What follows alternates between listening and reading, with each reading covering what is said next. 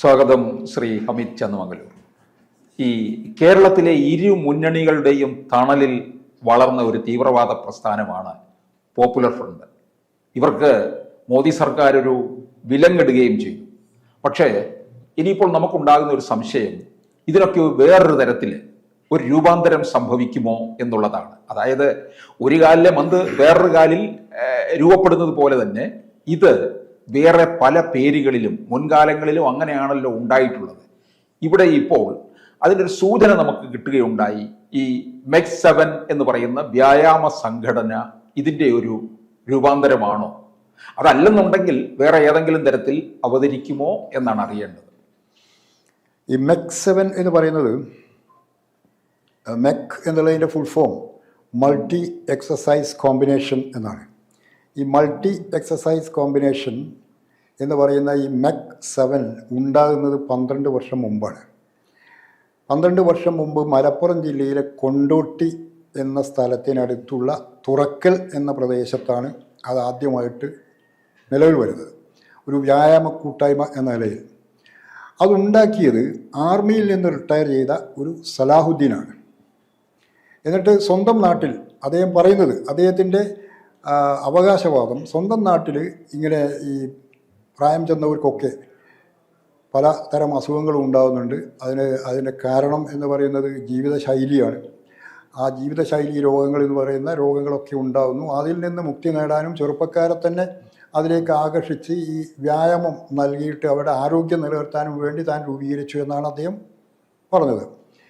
ഈ ഒരു വിഷയം ചർച്ചയാകുന്നത് എനിക്ക് തോന്നുന്നത് CPI-Mൻ്റെ കോഴിക്കോട് ജില്ലാ സെക്രട്ടറി ശ്രീ പി മോഹനൻ, അദ്ദേഹം ഒരു സമ്മേളനത്തിൽ, CPI-Mൻ്റെ ഒരു സമ്മേളനത്തിൽ ഈ മെക് 7 എന്ന് പറയുന്ന സംഘടനയ്ക്ക് പിന്നിൽ പ്രവർത്തിക്കുന്നത് ജമാഅത്തെ ഇസ്ലാമിയും പോപ്പുലർ ഫ്രണ്ടുമാണ് എന്ന് ആരോപിക്കുകയുണ്ടായി.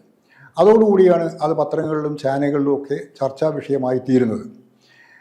ഈ 2012 തുടങ്ങിയ ഈ സംഘടന നിലവിൽ വന്നിട്ട് ഇപ്പോൾ 12 വർഷം കഴിഞ്ഞു. ആദ്യം അവർക്ക് ആ ഒരൊറ്റ യൂണിറ്റ് മാത്രമേ ഉണ്ടായിരുന്നുള്ളൂ ഈ കൊണ്ടോട്ടിക്കടുത്ത് തുറക്കലിൽ. പിന്നീട് ക്രമേണ ഈ യൂണിറ്റുകളുടെ എണ്ണം വർദ്ധിച്ചു. സമീപകാലത്ത് അത് കൂടുതൽ വർദ്ധിച്ചിട്ടുണ്ട്. അപ്പോൾ ചിലരൊക്കെ പറയുന്ന 1000-ഓളം യൂണിറ്റുകളുണ്ട് എന്നാണ്, വേറെ ചിലർ അത്ര ഇല്ല എന്ന് പറയുന്നു. കൃത്യമായ കണക്ക് എനിക്കറിയില്ല. ഏതായാലും യൂണിറ്റുകളുടെ എണ്ണം കൂടിയിട്ടുണ്ട്. എൻ്റെ സ്വന്തം ഗ്രാമമായ ചേന്ദമംഗലൂരിൽ പോലും ഇത് നടക്കുന്നുണ്ട്. പക്ഷേ അവിടെയൊക്കെ ഞാൻ കണ്ട ഒരു കാര്യം, ഇവർ ഈ മെക് 7ൻ്റെ യൂണിറ്റ് തുടങ്ങിയത് മുഴുവൻ മുസ്ലിം ഭൂരിപക്ഷ പ്രദേശങ്ങളിലാണ്. ഹിന്ദു ഭൂരിപക്ഷ പ്രദേശങ്ങളിൽ തുടങ്ങിയിട്ടില്ല. എൻ്റെ ഗ്രാമം ചേന്ദമംഗലൂർ എന്ന് പറഞ്ഞാൽ ഏതാണ്ട് 90% മുസ്ലിങ്ങളുള്ള ഒരു സ്ഥലമാണ്. തൊട്ടടുത്ത കൊടിയത്തൂരും അങ്ങനെ തന്നെ, അവിടെയും തുടങ്ങിയിട്ടുണ്ട്. അതുപോലെ കാരശ്ശേരി ഭാഗത്ത് തുടങ്ങിയിട്ടുണ്ട്. അവിടെയൊക്കെ മുസ്ലിം ഭൂരിപക്ഷ പ്രദേശങ്ങളിലൊക്കെ തുടങ്ങിയിട്ടുണ്ട്. എന്നാൽ എൻ്റെ ഗ്രാമത്തിന് തൊട്ടടുത്ത് നിൽക്കുന്ന ഹിന്ദു ഭൂരിപക്ഷ പ്രദേശമായ മണാശ്ശേരി എന്ന സ്ഥലത്തില്ല, നായർകുഴി എന്ന സ്ഥലത്തില്ല. അപ്പോൾ തുടങ്ങിയതൊക്കെ മുസ്ലിം ഭൂരിപക്ഷ പ്രദേശങ്ങളിലാണ് എന്ന ഒരു വസ്തുത തീർച്ചയായിട്ടും അവിടെ നിലനിൽക്കുന്നുണ്ട്. അതുകൊണ്ട് തന്നെ സംശയവും, അതുകൊണ്ടായിരിക്കും സംശയം തോന്നാനുള്ള ഒരു പ്രധാനപ്പെട്ട കാരണം അതാണ്. പക്ഷേ അതേ അവസരത്തിൽ ഇപ്പോൾ CPI-Mൻ്റെ കോഴിക്കോട് ജില്ലാ സെക്രട്ടറി തന്നെ ആദ്യം പറഞ്ഞതിൽ നിന്ന് പിന്നാക്കം പോയി. ഞാൻ അങ്ങനെ ഉദ്ദേശിച്ചിട്ടില്ല എന്നാണ് പിന്നീട് അദ്ദേഹം പറയുന്നത്. അതിന് കാരണം എന്താണെന്ന് അറിയൂ? അതിന് കാരണം CPI-Mൻ്റെ തന്നെ പല ലോക്കൽ കമ്മിറ്റി മെമ്പേഴ്സോ അല്ലെങ്കിൽ ഏരിയ കമ്മിറ്റി മെമ്പേഴ്സോ ഒക്കെ ആയിട്ടുള്ള ആൾക്കാർ, അവരുടെ ഭാര്യമാരും ഒക്കെ ഈ വ്യായാമ മുറയിൽ പങ്കെടുക്കുന്നുണ്ട്, ഈ വ്യായാമ കൂട്ടായ്മയിൽ പങ്കെടുക്കുന്നുണ്ട്. അവർ പറഞ്ഞു ഞങ്ങളും പോകുന്നുണ്ട്, എല്ലാ പാർട്ടിക്കാരും അതിലുണ്ട്, പിന്നെ അല്പം ഹിന്ദുക്കളും ക്രിസ്ത്യാനികളും ഒക്കെ വരുന്നുണ്ട് എന്നൊക്കെ പറഞ്ഞ് അങ്ങനെ ഒരു അഭിപ്രായം CPI-Mൻ്റെ ഭാഗത്ത് നിന്ന് തന്നെ ഉണ്ടായപ്പോഴായിരിക്കണം ഈ പി മോഹനൻ എന്ന ഈ CPI-Mൻ്റെ ജില്ലാ സെക്രട്ടറി പിന്നെ തൻ്റെ ആദ്യത്തെ നിലപാടിൽ നിന്ന് പുറകോട്ട് പോയത്. എന്തായാലും ഇങ്ങനൊരു സംഭവം നടക്കുന്നുണ്ട്. അപ്പോൾ പോപ്പുലർ ഫ്രണ്ട് ഓഫ് ഇന്ത്യ നിരോധിക്കപ്പെട്ടിട്ട് 2 കൊല്ലം ആയി. 2 വർഷമായിട്ട് പോപ്പുലർ ഫ്രണ്ട് ഓഫ് ഇന്ത്യ നിരോധിക്കപ്പെട്ടതിന് ശേഷമാണ് ഇതിൻ്റെ യൂണിറ്റുകളുടെ വർധനയുണ്ടായിട്ടുള്ളത്. അല്ലെങ്കിൽ കൊണ്ടോട്ടി മേഖലയിൽ മാത്രം ഒതുങ്ങി നിന്നിരുന്ന ഈ മെക് 7 എന്ന് പറയുന്ന യൂണിറ്റുകൾ ഇപ്പോൾ കോഴിക്കോട് ജില്ലയിൽ, മലപ്പുറം ജില്ലയിൽ, കണ്ണൂർ ജില്ലയിൽ, അതിന് പുറമെ അവരവകാശപ്പെടുന്നത് തങ്ങൾക്ക് ജിദ്ദയിലുണ്ട്, അതായത് സൗദി അറേബ്യയിലുണ്ട്, ദുബായിലുണ്ട്, ബ്രൂണയിലുണ്ട് എന്നൊക്കെ അവർ അവകാശപ്പെടുന്നുണ്ട്. അവിടെയൊക്കെയും ഈ മെക് 7ൻ്റെ യൂണിറ്റ് പ്രവർത്തിക്കുന്നുണ്ട് എന്ന് അതിൻ്റെ ആളുകൾ തന്നെ ഇപ്പോൾ പറയുന്നു. പക്ഷേ പോപ്പുലർ ഫ്രണ്ട് നിരോധിക്കപ്പെട്ടതിന് ശേഷം ഇതിൻ്റെ യൂണിറ്റുകളുടെ എണ്ണം ക്രമാതീതമായി വർദ്ധിച്ചപ്പോൾ തീർച്ചയായിട്ടും ഒരു സംശയം ആളുകളുടെ മനസ്സിലുണ്ടായി. കാരണം പോപ്പുലർ ഫ്രണ്ട് എന്ന് പറഞ്ഞാൽ അവർ നിരോധിക്കപ്പെട്ട അവസ്ഥയിൽ പ്രത്യേകിച്ചും മറ്റുള്ള സംഘടനകളെ ഹൈജാക്ക് ചെയ്യുന്ന രീതിയുണ്ട്, അതിനെ റാഞ്ചുന്ന രീതിയുണ്ട്.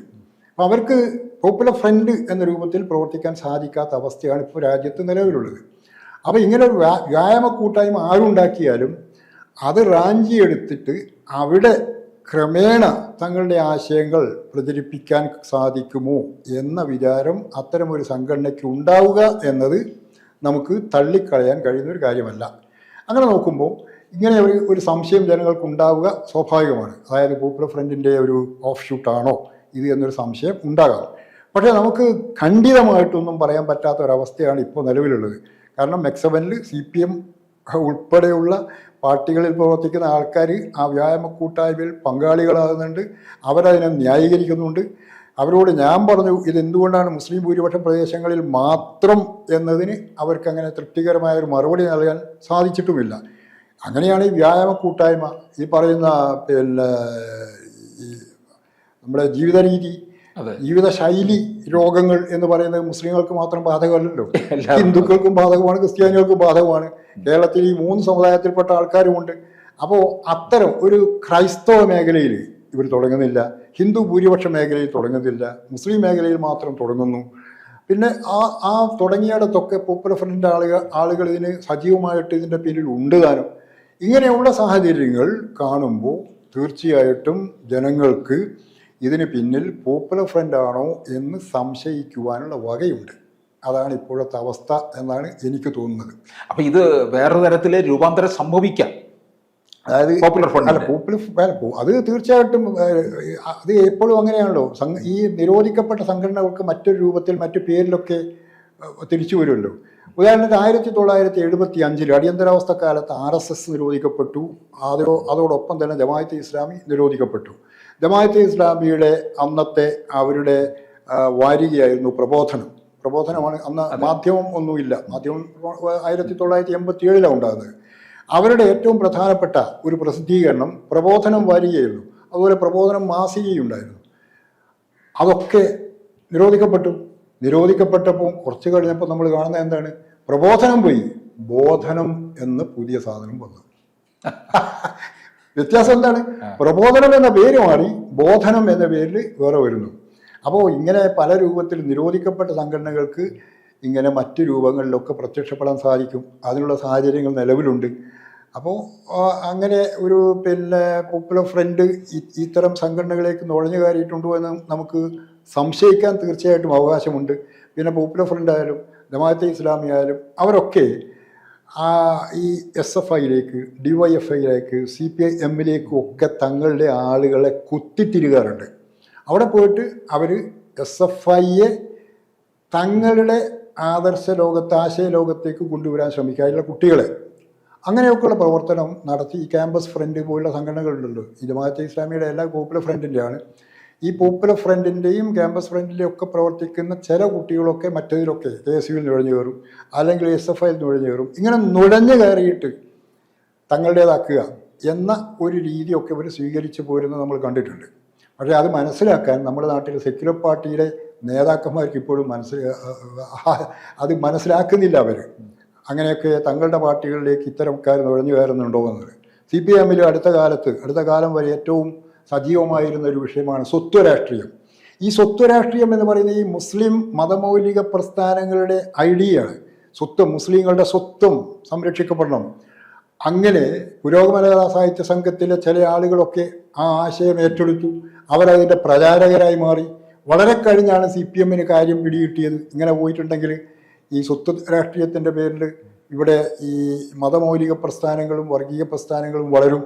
അവിടേക്കാണ് പോക്ക് എന്ന് പറഞ്ഞപ്പോഴാണ് CPIMൻ്റെ നേതൃത്വം അതിൽ നിന്ന് പിൻവാങ്ങാൻ അണികൾ ഉപദേശിച്ചത്. പക്ഷേ ഇപ്പോഴും ഈ സ്വത്വ രാഷ്ട്രീയത്തിൻ്റെ ഭാഗത്ത് നിൽക്കുന്ന കുറേ ആളുകൾ CPMൻ്റെ പുരോഗമന സാഹിത്യ സംഘത്തിലോ അതുപോലുള്ള മറ്റേതെങ്കിലും സംഘടനകളിലോ ഒക്കെ ഉണ്ട്. അങ്ങനെയുള്ള നുഴഞ്ഞുകയറ്റവും നടക്കാറുണ്ട് എന്നാണ് ഞാൻ പറയുന്നത്. പക്ഷേ അന്നത്തെ കാലത്തൊക്കെ നിരോധിക്കപ്പെട്ട് കഴിഞ്ഞാൽ തുടരന്വേഷണമില്ല. ഇപ്പോൾ പോപ്പുലർ ഫ്രണ്ടിന് 2 വർഷം മുമ്പ് നിരോധിക്കപ്പെട്ടു, പക്ഷെ തുടരന്വേഷണം നടക്കുകയുണ്ടായി. പിന്നീടാണല്ലോ ഇവരുടെ സ്ഥാവര ജംഗമ വസ്തുക്കളൊക്കെ തന്നെ കണ്ടുകെട്ടുകയൊക്കെ ചെയ്തല്ലോ.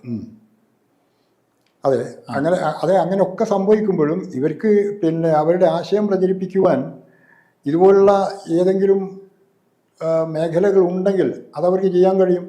അവർക്കാണെങ്കിൽ ആദ്യം ചെയ്യേണ്ടത് ഗവൺമെൻറ് ഇത്തരം സംഘടനകളെ നിരോധിക്കുമ്പോൾ, ഏത് സംഘടനയായാലും നിരോധിക്കപ്പെടുന്ന സംഘടനയുടെ സാമ്പത്തിക നാഡി വെട്ടിമാറ്റാൻ കഴിയണം.